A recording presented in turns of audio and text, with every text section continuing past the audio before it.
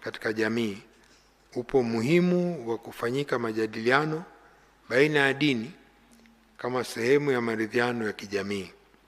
Hivyo majadiliano, maridhiano na muafaka miongoni mwa viongozi wa dini yataimarisha uelewano miongoni mwao na kukubaliana kuhusu mipaka kati ya dini na siasa katika utekelezaji wa majukumu yao, kisha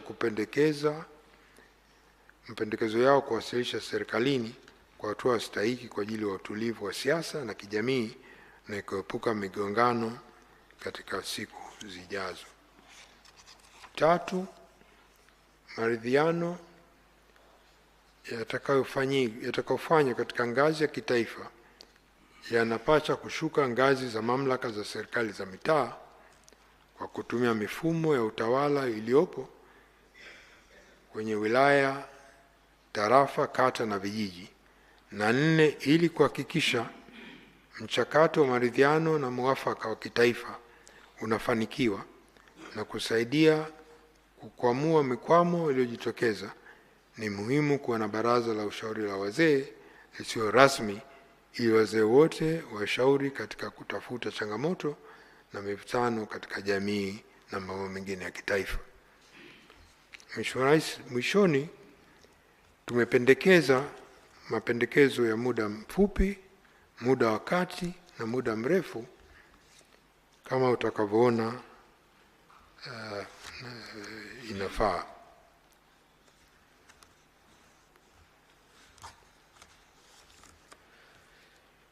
Tume inawasilisha mapendekezo mbalimbali yakiwemo ya muda mfupi, muda mrefu na muda wa kati. Kwa minajili ya wasilisho hili, naomba tu nieleze baadhi ya mapendekezo hayo, lakini hakuna pendekezo ambalo linapendekeza kuanzishwa kwa taasisi mpya. Mapendekezo ya muda mfupi. Baadhi ya mapendekezo: mosi, ni serikali kuweka utaratibu wa kuhakikisha majeruhi waliopata ulemavu kutokana na ghasia za Oktoba 25 wanapata huduma za matibabu bure, ikiwa ni pamoja na watakaohitaji vifaa saidizi na viungo bandia, prosthesis. La pili, serikali kutenga siku ya maombolezi ya kitaifa kuwakumbuka Watanzania zaidi ya 500 waliofariki kwenye ghasia za wakati na baada ya uchaguzi mkuu. 3, ni serikali iweke mkakati na kutengeneza rasilimali kwa ajili ya utoaji wa huduma za msaada wa kisaikolojia na kijamii, pamoja na kufanyika kwa tathmini ya haraka, rapid assessment, ya athari za kisaikolojia na kijamii katika maeneo yaliyoathirika na ghasia za Oktoba 25. 4, ni maoni ya tume kwamba ni muhimu katiba mpya ipatikane ifikapo 2028 ili itumike katika uchaguzi ujao wa serikali ya mitaa mwaka 2020 na uchaguzi mkuu mwaka 2030. Ili kufika lengo la kupata katiba hiyo kabla ya 2029, serikali tunaipendekeza iunde kamati ya wataalamu wa katiba ambayo itakuwa na jukumu la kupitia katiba iliyopo, rasimu ya katiba ya Tume ya Mabadiliko ya Katiba, katiba pendekezo ya mwaka 2014, ripoti za tume mbalimbali na kamati na vikosi kazi mbalimbali. Baada ya kufanya mapitio hayo ya nyaraka ambayo itafanywa na hii kamati ya uandaaji wa katiba, kamati ya wataalam ipate maoni na michango ya wananchi. Tumebaini kuanzia 2014 mpaka hii leo kuna Watanzania zaidi ya 16 milioni 16 hawakushiriki katika mchakato wa mwaka 2014 kwa sababu walikuwa chini ya miaka 18.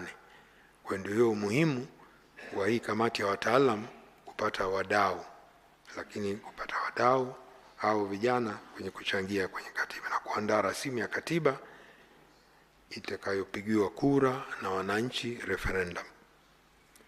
Ushauri mmoja ulitolewa na kiongozi wa dini ni kwamba katiba mpya inahitaji utulivu. Tusiandike katiba mpya ya hasira. Hiyo ndio ushauri wa kiongozi mkuu mmoja wa dini.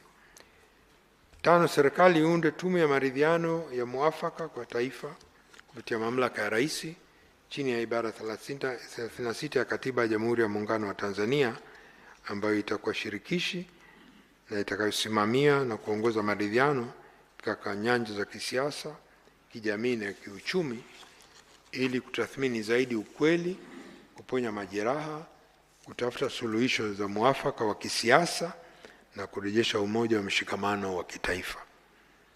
7, ni sambamba na tume ya maridhiano na muafaka ya kitaifa iunde baraza la wazee la washauri la kutumisha baadhi ya viongozi wakuu wastaafu pamoja na wazee wengine ili kutoka jamii kwa lengo ili kuwasaidia tume ya maridhiano pahali popote na saa yote watakavyohitajika. 3, ni sheria ya Tume Huru ya Taifa ya Uchaguzi itekelezwe kikamilifu, ikiwa na pamoja na kuhakikisha kwa uteuzi wa mwenyekiti na wajumbe wa tume unafanya kwa kuzingatia sheria iliyorekebishwa mwaka 2024. Aidha, tume iruhusiwe kuajiri watumishi wake ili wawe na wajibu wa kusimamia shughuli za uchaguzi ingalau hadi ya jimbo. Katika ngazi za wasimamizi, wasaidizi na wasimamizi wa vituo, INEC iendelee kutumia watumishi wanaoajiriwa kwa muda, na hatua hii itaondoa malalamiko ya vyama vya siasa na wananchi kuhusu uhuru wa tume hiyo. 4, tume imebaini pia kwa yapo maeneo yenye viashiria vya jinai kama nilivyosema awali ambavyo vinahitaji kuangalia kuhusu uwajibikaji. Hivyo inapendekeza kwa kuunda kwa tume ya uchunguzi wa kijinai kufuatia matukio ya ghasia ya wakati na baada ya uchaguzi mkuu kwa mujibu wa sheria ya tume ya uchunguzi, kwa mamlaka ambayo anayo Mheshimiwa Rais wa Jamhuri ya Muungano wa Tanzania. Tume hii itakuwa na jukumu kwanza la kupeleleza na kufuatilia masuala mahsusi yanayohitaji upelelezi zaidi ili kushughulikia tuhuma nilizoainisha hapa, lakini pia masuala mengine ni kubaini wahusika wakuu waliopanga, walioratibu, waliofadhili ghasia, mastermind, na pia kushughulikia masuala ya tatanishi ya vifo na pia maiti ambazo mpaka leo hazijulikani zilipo. 9, ni jeshi la polisi libuni na kutekeleza mkakati madhubuti wa kurejesha na kuimarisha mahusiano yake na jamii kwa manufaa ya ulinzi na usalama wa raia na nchi kwa ujumla kama ilivyopendekezwa na Tume ya Haki Jinai.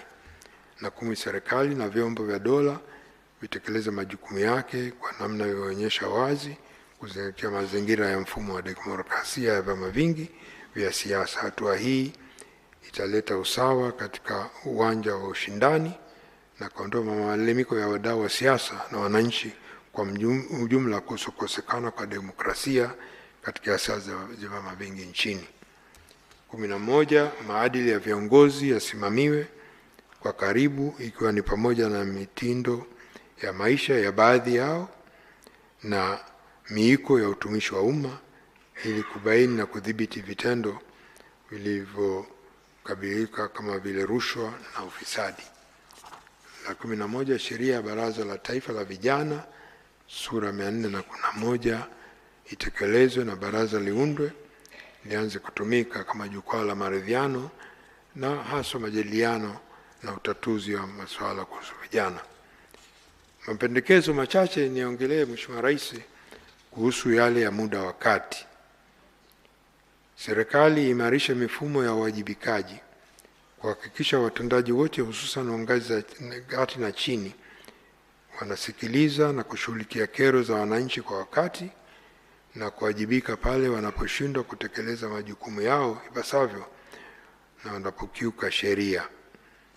Ili kutekeleza jukumu hilo kwa ufanisi, ni muhimu kuviwezesha vitengo vya ufuatiliaji na tathmini katika taasisi ambavyo kwa muundo wa sasa vinawajibika moja kwa moja kwa mkuu wa taasisi.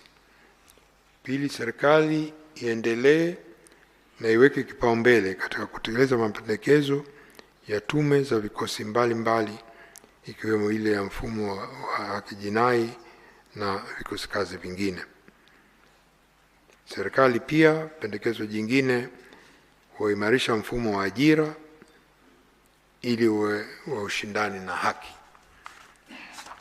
Ingine, serikali imarisha usalama, ulinzi na ufuatiliaji katika maeneo ya mipaka hasa yenye vipenyo vingi ili kuzuia uharibifu na uingiaji nchini kiholela. Tano, serikali imarisha ulinzi shirikishi kupitia mamlaka ya serikali za mitaa kuwashirikisha wananchi, ikiwa ni pamoja na kurejesha mifumo ya nyumba kumi kisheria. Hatua hii itasaidia kubaini viashiria vya uhalifu na kuchukua hatua stahiki kwa wakati. Mathalan, ushahidi ulibaini kuwekwa kwa nyumba mbalimbali kwenye makazi ya watu zilizotumika kama makambi ya kuwahifadhi vijana walikuwa wanaandaliwa kwa kupatiwa mafunzo kwa ajili ya kufanya hasia. Hata hivyo, mafunzo ya ulinzi vyombo vya ulinzi hawakuweza kubaini kuhusu makambi hayo. Sita, ni kuwepo kwa mfumo madhubuti wa usimamizi wa fursa zinatolewa kwa vijana kama vile mikopo, ajira, ununuzi na ushiriki katika miradi ya serikali ili kuhakikisha kuwa vinatumiwa kwa kuzingatia sheria na utaratibu na hakuna upendeleo wala shinikizo ya kisiasa. La saba, ni serikali ifanye mapitio ya vipaumbele vya kibajeti na kupanua matumizi yasiyo lazima ili rasilimali zaidi zielekezwe kwenye eneo la uwezeshaji wananchi kiuchumi, ambalo nadhani Mheshimiwa Rais hili pia umeshalitolea maelekezo. Tisa, serikali ichukue hatua ya kuboresha mfumo ya kisheria ya usimamizi wa majanga kwa kupanua wigo wa sheria ya usimamizi wa maafa ili kujumuisha majanga yanayotokana na matukio ya uvunjifu wa amani. Maboresho hayo yatawezesha uwepo kwa mfumo wa mawasiliano wakati wa majanga unaohusiana na wadau wote wanaokuwa kwenye majanga kama jeshi la polisi, jeshi la wananchi, jeshi la zimamoto na uokoaji, watoa huduma wa afya na wananchi. Aidha, yafanyike pia mazoezi ya utayari wa wadau wote. Hatua hii itapunguza athari za majanga ya aina hiyo yanapotokea. Mapendekezo ya muda mrefu. Moja, serikali irejeshe uratibu wa vijana wote wanaomaliza kidato cha 6 kushiriki mafunzo ya Jeshi la Kujenga Taifa kama sharti la lazima ili kuwajengea uzalendo na uwezo wa kujitegemea. Aidha, kuwe na uratibu wa kuwezesha wahitimu wa JKT kujiajiri kwa kuishirikisha sekta binafsi. Na la pili, serikali ibuni na kutekeleza mkakati wa makazi maalum kwa maafisa na askari wa vyombo vya ulinzi na usalama ili kuepuka mgongano wa maslahi na kulinda usalama wao kama ilivyopendekezwa na Tume ya Haki Jinai. Nihitimishe, Mheshimiwa Rais, kwa ridhaa yako, mambo mawili matatu. Kwanza, nimetaja baadhi tu ya mapendekezo yaliyomo kwenye ripoti hii, lakini bila shaka wadau mbalimbali watapata fursa ya kuyaona kwa kina ndani ya ripoti yetu, na hali kadhalika tunategemea kwa siku 3 zijazo kukutana na wanahabari pamoja na wadau mbalimbali kwa ajili ya majadiliano mapana na ufafanuzi wa taarifa yetu. Pamoja na ugumu uliotokea Oktoba 29, na kupongeza sana Mheshimiwa Rais kwa kuunda tume hii na kutuamini kufanya kazi yenye maslahi mapana ya taifa letu.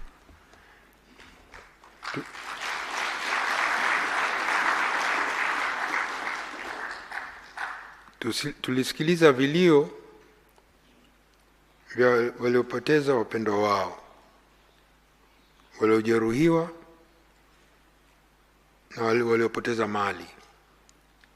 Tuliona macho ya vijana waliokamatwa wakiulizwa kwa wasiwasi mustakabali wao tulipowatembelea magerezani. Tulikutana na familia ambazo hadi leo hazijaelewa nini au nani, kwa nini, nani aliyomdhuru mpendwa wao na kwa nini. Lakini pia kwa upande mwingine tuliona Tanzania yenye upande wa ujasiri, uzalendo na hekima. Tulisikiliza viongozi wa dini wakiomba amani kwa nguvu ya ukweli. Tuliona wazee wenye